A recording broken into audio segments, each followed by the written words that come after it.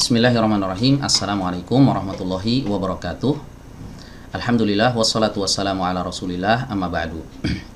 Baik teman-teman sekalian, pada kesempatan kali ini insya Allah saya akan menjawab request dari beberapa orang yang meminta kepada saya untuk membahas kitab ini, yaitu kitab Durusul Lughah Al-Arabiyyah, melalui channel YouTube ini, tapi dengan durasi yang pendek-pendek saja, tidak terlalu panjang. Dan saya perhatikan memang yang membahas kitab ini di YouTube itu sebenarnya sudah banyak ya, tapi rata-rata durasi videonya itu panjang-panjang ya. Ada yang 30 menit ya, ada yang satu videonya itu durasinya 40 menit, ada yang 1 jam, bahkan ada yang 1,5 jam. Dan berdasarkan pengalaman saya dalam mengajar kitab ini ya, selama 10 tahun lebih saya mengajar bahasa Arab pemula menggunakan kitab ini. Saya perhatikan ketika di halaqah itu rata-rata memang peserta kalau sudah lewat dari ya sekitar 20 menit lah udah mulai nggak fokus belajarnya.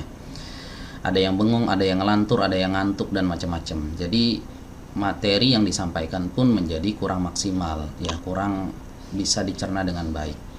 Maka di sini saya ingin membantu teman-teman semuanya, terutama murid-murid saya yang ada di halaqah offline ya.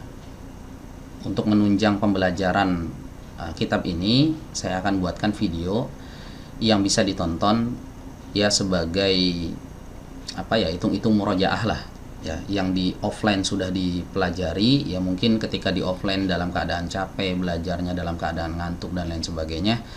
Nah teman-teman nanti bisa menyimak video ini di YouTube, tapi memang sengaja saya buat dengan durasi yang pendek ya. Ya paling maksimal ya sekitar 10-15 menit di satu video. Kalau seandainya ada pembahasan yang cukup panjang ya untuk dituntaskan, ya mungkin saya akan bagi menjadi 2 part atau 3 part videonya ya. Intinya jangan sampai satu video itu lewat dari 15 menitan lah ya, sekitar 10 menit kalau bisa sih, 10 menit ya, sampai 15 menit gitu ya. Baik. Jadi untuk memudahkan sebenarnya buat teman-teman supaya bisa tetap fokus ketika menyimak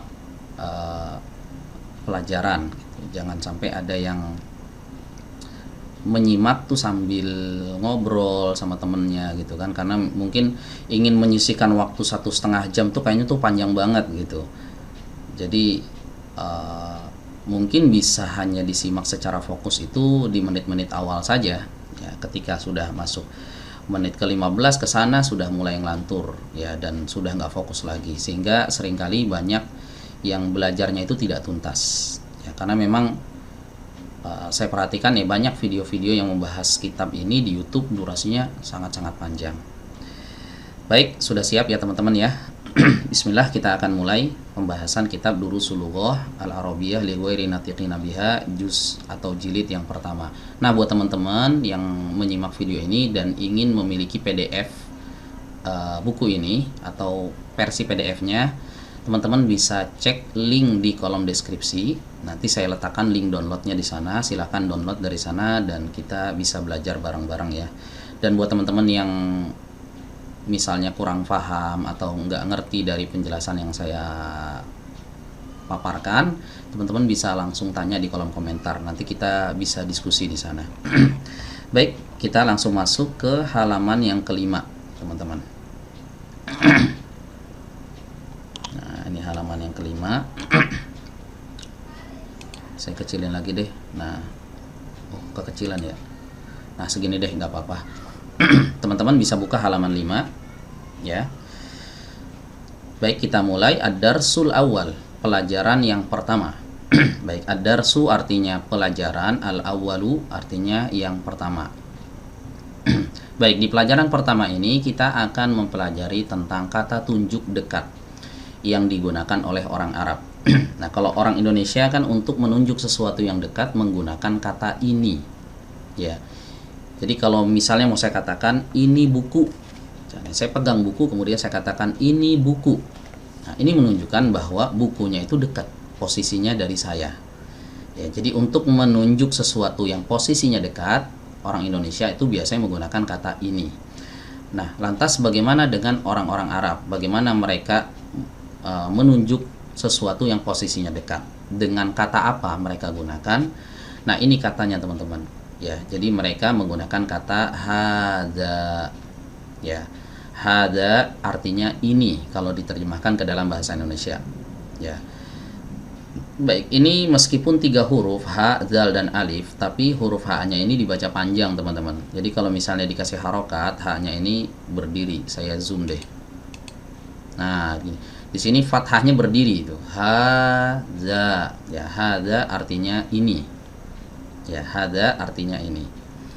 Baik, kemudian di sini ada gambar-gambar ya teman-teman ya. Ada sekitar 9 gambar ya, di mana gambar-gambar ini akan kita tunjuk dengan menggunakan kata hadza ini.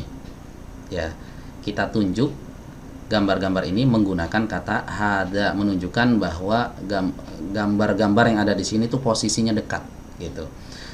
Baik, kita mulai dari yang pertama yaitu gambar rumah.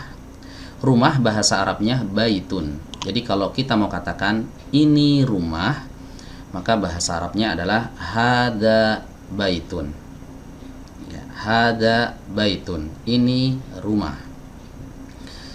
Ya, selanjutnya di sini ada gambar masjid. Ya, masjid bahasa Arabnya masjidun. Baik, jadi kalau mau kita katakan ini masjid, maka bahasa Arabnya adalah hada masjidun. Ya, hada masjidun. Ini masjid. Selanjutnya di sini ada gambar pintu. Ya, pintu bahasa Arabnya babun. Ya, kalau kita mau katakan ini pintu, maka bahasa Arabnya adalah hada babun. Ini pintu. Baik. Ini sekalian dihafal ya teman-teman ya. Kosakata baru yang kita dapatkan ini langsung dihafal. Ya, langsung dihafalkan. Baik, berikutnya di sini ada gambar buku. Ya, buku bahasa Arabnya kitabun. Ya. Ini buku bahasa Arabnya adalah hada kitabun. Ya, ini adalah buku. Nah, di dalam bahasa Indonesia juga sering kita dengar kata kitab ya. Kitab, tapi biasanya kalau dalam bahasa Indonesia penggunaan kata kitab ini biasanya digunakan untuk kitab-kitab agama gitu ya. Ada kitab fikih, ada kitab hadis, ada kitab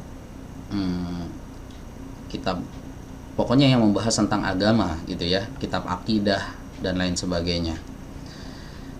Kalau dalam bahasa Indonesia kayaknya nggak ada tuh kitab matematika gitu atau kitab ekonomi. Dan dalam bahasa Arab kata kitab itu cakupannya umum ya. Cakupannya umum ya, bisa buku tentang agama, bisa buku tentang non agama juga bisa ya. Jadi bahasa Arabnya adalah hada kitabun. Sekalian teman-teman ya, perhatikan penulisannya. Perhatikan penulisannya. Panjang pendeknya ini juga penting teman-teman. Jadi jangan sampai ketika kita membaca panjang pendeknya itu masih salah ya. Dan perlu teman-teman ketahui dalam bahasa Arab panjang pendek itu sangat-sangat berpengaruh ya. Terkadang ada kata yang kalau panjang dibaca pendek nanti artinya jadi lain, atau pendek dibaca panjang artinya juga jadi lain lagi. Bisa merusak arti, kesalahan dalam panjang pendek ini ya. Jadi kita ulang lagi, di sini ada gambar buku. Buku bahasa Arabnya adalah kitabun, taknya dipanjang. Kitabun gitu. Jadi kalau mau kita katakan ini buku, bahasa Arabnya adalah hada kitabun. Ya, jangan dibaca hada kitabun. Nah, ini salah ya. Yang benar hada kitabun, panjang huruf ta-nya. Ya, berikutnya di sini ada gambar pulpen. Ya, bahasa Arabnya adalah kolamun. Jadi kalau mau kita katakan ini pulpen, bagaimana mengungkapkannya dalam bahasa Arab? Iya, betul. Hada kolamun. Ini pulpen. Ya. Lanjut berikutnya. Ya. Berikutnya di sini ada gambar kunci. Ya. Kunci bahasa Arabnya miftahun. Nah, kalau mau kita katakan ini kunci, maka bahasa Arabnya adalah hada miftahun. Ya. Hada miftahun. Ini kunci. Baik, lanjut berikutnya. Di sini ada gambar meja.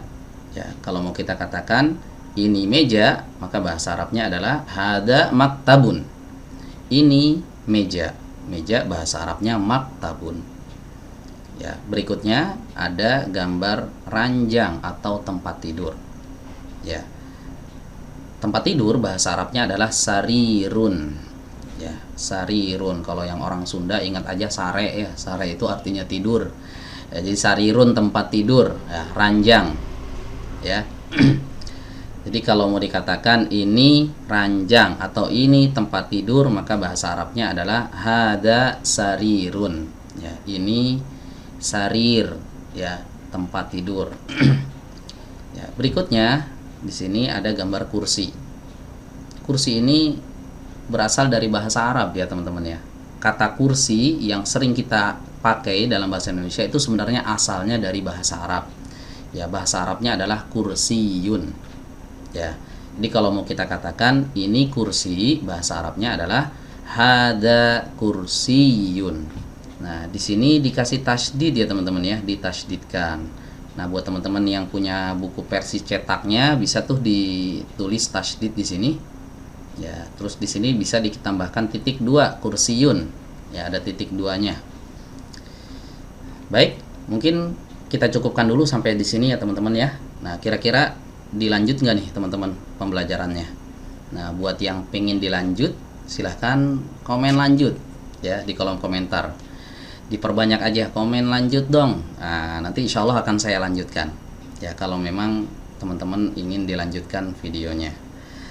Baik, buat teman-teman yang menyukai video ini silahkan di like, dan yang belum subscribe silahkan subscribe dulu. Insya Allah kita akan lanjutkan materi ini di video yang berikutnya. Kurang lebihnya mohon maaf. Akhirul kalam, wassalamualaikum warahmatullahi wabarakatuh.